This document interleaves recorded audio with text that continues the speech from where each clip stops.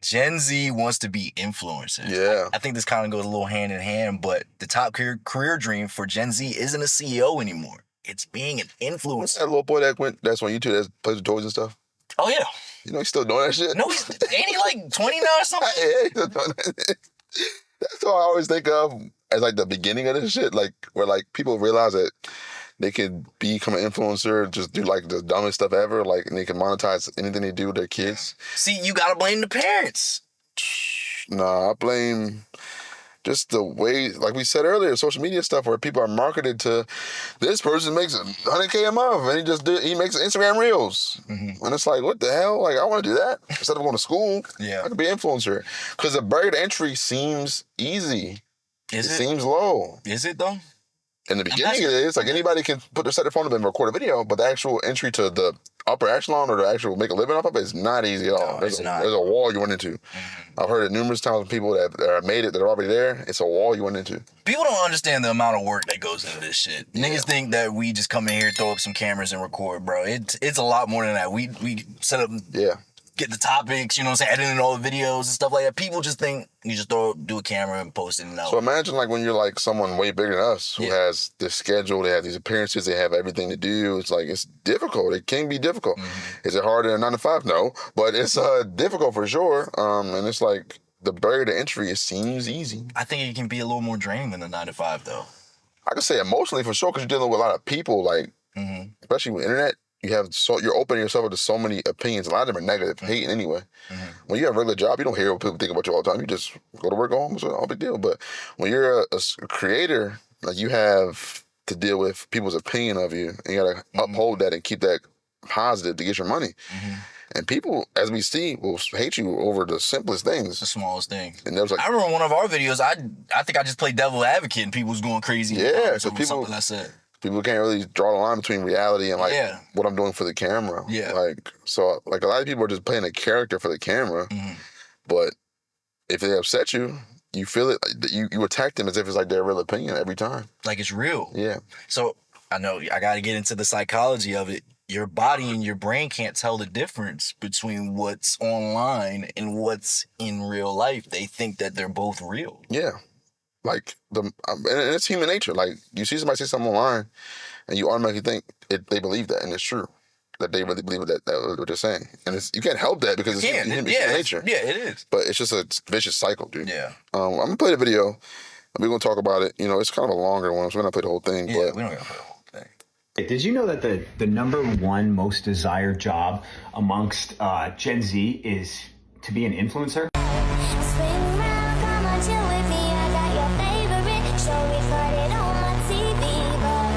My theory is that she's influencing me.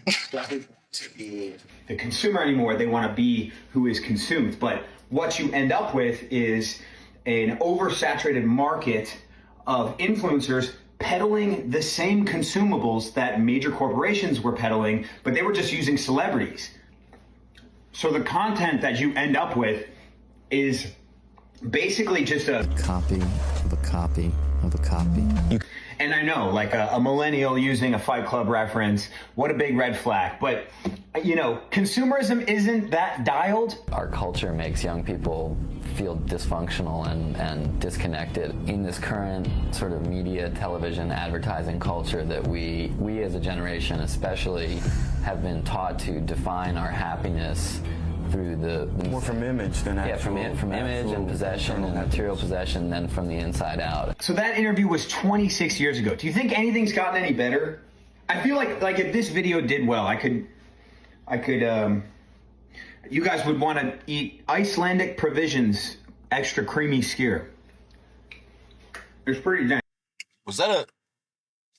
No, he was saying, like, if he was doing that video, you would want to eat that shit because he's selling it, basically. But it sounded like an ad to me at the end, bro. So you can't even tell the real... You can't tell the real... I don't think it's an ad. That would be like a kind of a crazy anti-establishment. Like, I don't know. That would be a weird ad to have. But anyway... But it would make sense, though. It would. No, because that's who he's trying to target. Yeah. I hate influencers. Aren't we technically influenced? No, I ain't influenced nobody. Here's why I hate him though. You said the same. Yo, Flip said the same thing when we asked him that almost 20 episodes ago. Yeah. Here's why I hate him, right? Because when it was celebrities and stuff, athletes, actors, celebrities, these are talented people. I know what you're saying. These people have a talent that you can aspire to, want to get to. Like, if I see a commercial with Robert De Niro in it, I'm like, wow, Robert De Niro, man, he's really talented. He's done a lot of great movies. He really honed his craft. Yeah, he honed in on it. If it's a boxer, like, oh, he's put a lot of hours in, or she put a lot of time in. Yeah. If it's some stupid woman or a person that I see online, I don't know you. Yeah. Why would I be influenced by you? You just make videos of stupid things, like your routine or your vacation. I don't want to see that. You know who I like, though, that's kind of like that, but he is talented? Duke Dennis. He's talented. He can flip and stuff, dunk the ball, everything like that. I mean, he's an athlete. Duke, he's not an athlete. He's an athlete. No, when I say, like, I'm not talking about, like, a professional Oh, okay, I got you. He's athletic. Yes. He's the type of guy I like that's talentless but talented. I like him. I fuck with Duke, man. I used to watch him on 2K back in the day, and I watch him in the streams now sometimes. It's cool. We're also about the same age almost. He's most of your age. He's 31, I think. We're all the same age. I'm closer to you than I am to Duke. I don't know about that. All right, now you're playing, bro. You're 30. I'm not 30. See, bro, they keep trying to play with me. You want to keep denying It's cool, bro. It's cool, bro. But anyway. You're getting close up there, too, so don't worry. You right there. No, I'm not. But anyway, yeah, so it's like, I dislike greatly these people. If they're not at least funny. Because it's like, how are you in this position right now? That's what I want to know. How? Like. I think that's a skill, though. It's an intangible skill. To do what? Sell stuff? Yeah.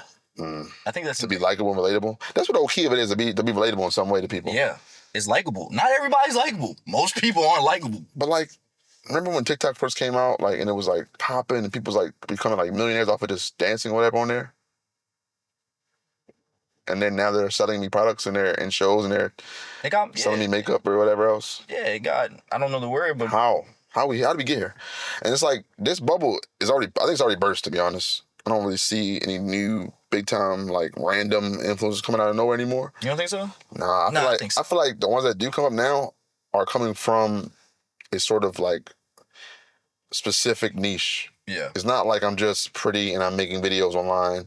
Now brands are giving me money to do stuff and they're paying for my trip to record. You said Brazzers? Brands. Oh, I thought you said Brazzers. Jesus, man. Where's your head at? You're doing a show here, man. Hey, man, I can't say where my head at, but let's keep going. So it's like you have situations like where people, what's the girl's name? Charlie D'Amelio? No, she's a singer. No. No, that's not what you're talking about? What is I don't remember, but anyway. Charlie Baltimore? No. That's a random pool. You said Charlie. Anyway, yeah, like what are we doing here? Like, why are you telling me something? Why are people so easily convinced, is what I'm trying to say, to buy something based on what a random person tells you? If, I don't know, Lamar Jackson sells you protein powder, I can understand why you might want to buy that. Why? Because he's strong and it's Lamar Jackson. You know, it makes sense to me. I wouldn't buy it because he said it, but it makes sense. Or if it's like, a bodybuilder. I don't know, but I wouldn't. It's like a known bodybuilder or something like that. I understand that because it's like, okay, it makes sense. These products make sense. My problem is like when you put the product in front of somebody, it has nothing to do with it. No, the issue. Okay, I see what you're saying. But it's not about the product versus the person. It's the person and the person watching the video connecting with that person. You know what I'm saying? Man. People buy the stuff that Duke Dennis promotes because they like Duke. They look up to Duke or see themselves in Duke. Crazy. So if Duke is using this stuff, oh, shoot, I need to use this stuff. Not that, oh, it's going to make me better or whatever. I mean, yeah, but he's saying, oh, Duke uses this, so I'm going to use it. You see what I'm saying? Like, it doesn't matter. 100%. Dude could sell makeup and dudes will probably buy it. They would. I'm just, They would. Being a little facetious, but some people would. You know what I'm saying? People watch his videos and live vicariously through him. Exactly. So, you see, that's what it is, Yeah. Yeah. I think, as the guy said in the video, it's so oversaturated now. Like, everybody can't be an influencer, man. I don't want to see 24 hours in Miami with you. I don't want to see that. I don't want to see go to Kohl's with me. I don't want to watch that. So what do you want to see? That's my question then. Stuff that teaches you something. How about that? Teach me something. But if you in school all day, why would I want to? But if you deliver it in a way that's more like that, like, what's up, guys? I'm going to what's the library today? It wouldn't work. No, it's not. It wouldn't work. You just say, I'm going to the library. It wouldn't work, man. Who you know gonna watch that video? Unfortunately. If we had a precedent for and we built it up to this point, they would. But since we haven't, it's just been just nonstop slop all day. Slop sells, man. Yeah, that's what we trying to sell. Nah, bro, we're not. We're pretty profound. This is not slop. No. Somewhere. What about Lil Taste OnlyFans? In the first 10 minutes of the show, we talk about Lil Taste OnlyFans for the first. Okay, some of our topics are slop. We're doing social commentary on slop. We're not. Our content isn't slop. Social commentary, baby. That's how you can frame it. Hey, man. Our question for the audience is influencer culture inspiring independence, or is it trapping the next generation in another corporate web? I think it's both. I know. I think in the beginning, independence. But now, once the corporate hook on to something, man, they drain it. I think it started as a way for independence, but just like with everything else that was good, someone comes in and finds a way to monetize. It's like the same with music. Money. Yeah. It's like the same with music. Like, music was fine and it grew, but then it became like let's say hip hop, for example. Once the corporate boardrooms figured out the formula somewhat to make a rapper, they started planting rappers in. Yeah, that's my biggest thing. You know, I love music. You know, I make music on my own, but I hate the state of the music industry right now because everything's fake. Everything's a copy and paste of someone else. There's no, what's the word? Starts with Innovation? Innovation, no innovation, barely any ingenuity. You know what I'm saying? Nope, everyone's a copy and paste of a clone. And now it's even worse because no one wants to be original. Guess what they doing? They going back to the 2000s and 90s and trying to redo that stuff, making old Gucci Man beats, Zaytoven and stuff like that. Don't get me wrong, I love that stuff, but it's not even authentic. It's not even paying homage. They just like, I need to find a new lane. Let me go and rap on these shits. And these not even changing the game. It's just disingenuous. So the same thing applies to a lot of the influencers, bro. Yeah. Because a lot of them in the beginning, certain people that you can name are genuine people. Yeah. They have a hobby, they have something they like. They started posting it. Yeah. And people flock to them. And that stuff is cool in the beginning, but once you get that corporate like hook in you, when you have to do certain things, you lose the joy, you lose the genuine nature of it. And that's when they start creating influencers out of thin air. Like, oh, you're pretty. Yeah, same thing happened, like we say in music, where they would pull somebody who's pretty or whatever, or handsome off of a TV show and make them make music all of a sudden. It's like. So let's go, you know the artist Ian? Yeah. How you feel about him? Can't stand him. Really? Yeah, his music is okay, but what he stands for, I don't like. What does he stand for? Come on now. I know what you're saying. Why are you rapping like that? I know. Looking like that. Bro, but if he like it. Shout out to him, man. I'm not a fan. No? No. I'm not. I used to be. So you know what Ian gonna do, right? What are you gonna do? He's gonna put the cowboy hat on, put the stirrups on the boots, and start. You really think so? Yes, that's what most of them do. And then. I want to have faith that he's not gonna do. Or like Billie Eilish, like I said, she's not a rapper. She doesn't make rap music, but she presents herself in our culture. She dresses like Big Pun or whatever. I don't know why she does that. Dresses like Chingy. Yeah. Dresses like Stack Bundles. Like, you know what I'm saying? Rest in peace. Yeah. And it's like, you know what I'm saying? Like, what are you doing? Yeah. But you see that clip of her at her show in Ireland? She was like, it's great to see a crowd of people look like me. She did not say that, bro. Yes.